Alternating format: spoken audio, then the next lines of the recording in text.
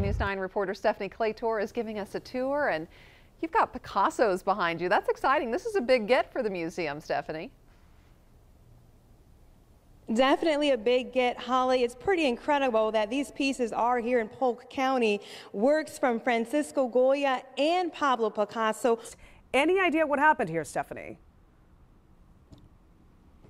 Well, Veronica, deputies are trying to figure that out. Unmarked patrol cars line this residential street, and if you'll look, that is the house where this all was said to have taken place, and a very unusual set of circumstances here. Deputies tell us that a man was walking his dog and discovered another man on fire, and deputies said that man died on scene. So now investigators, they are trying to figure out, did the man set himself on fire? Did someone else set the fire? Or was this an accident? This stack represents just a portion of the calls from last year where Lakeland Electric customer service reps used an interpreter to help them communicate with their customer. Thousands of calls and thousands of dollars shelled out to pay for the help. To get an idea of how the interpreter service works, I had one of Lakeland Electric's Spanish-speaking customers give them a call. Luis Del Sal speaks basic English, but when it comes to the tough questions, he prefers his native tongue. He said he's interested in knowing if Lakeland Electric has some type of subsidy. He asked 2 questions during the call, and it lasted 8 minutes. That included a 2-minute wait for the interpreter to join the conversation.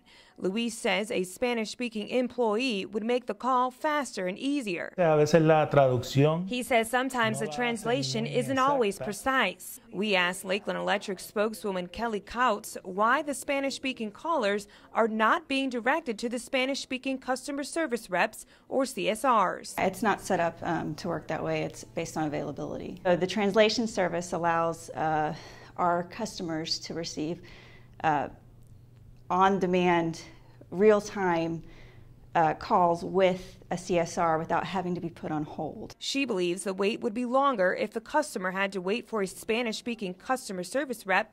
The call center only has 4.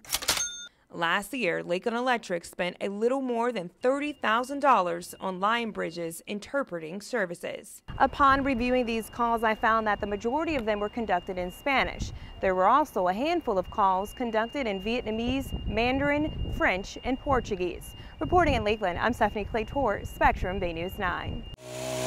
The top of this huge tree fell on top of flowers from the heart when Hurricane Irma passed over Winter Haven last week. Making matters worse, the floral shop's new co-owner, Michelle Izagari, says they don't have insurance. I'd been through hurricanes before, and we never had any damage or anything significant like this. It was just a shock, really. The tree fell on the shop's storage room, and getting it removed has been a challenge. I've had a hard time. We didn't have money in the beginning to buy a chainsaw or rent a chainsaw. So we had to wait until a friend was able to get one, and that wasn't until yesterday. This big tree falling onto the business wasn't the only devastating blow.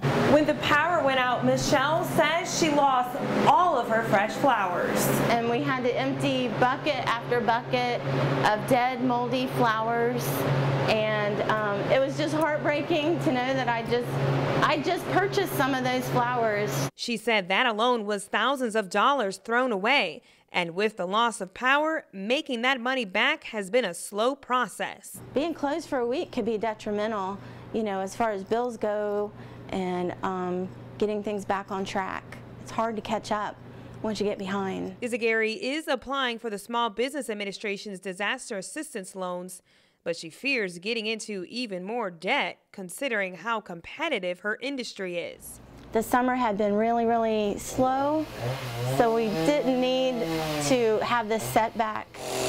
A setback many small businesses are dealing with as they try to rebuild after Hurricane Irma. According to FEMA, 40% never reopen their doors after a disaster, but Michelle is determined not to be one of them. In Winter Haven, Stephanie Claytor, News 13. Oh, what the sunrise is going to be. Death will lose its sting.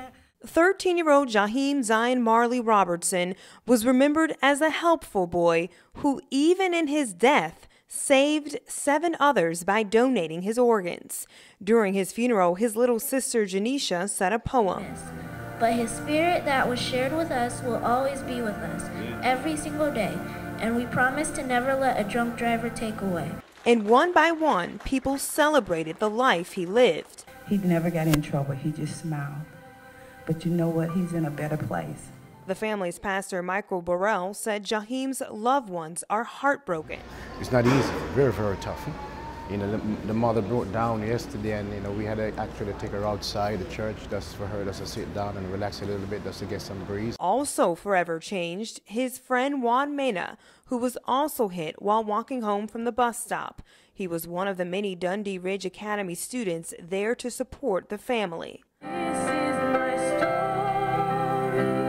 Some of his classmates sang and some wore t-shirts. The family's pastor said Jaheim's death should serve as a wake-up call to the community. Pastor Burrell told the crowd to change their bad ways so they don't end up like the ex-law enforcement officer who is accused of driving drunk and killing Jaheim. So it shows that any one of us who have bad habits that we do not conquer, those habits will conquer us, just the same way he conquered that ex-police officer. And he took an innocent life.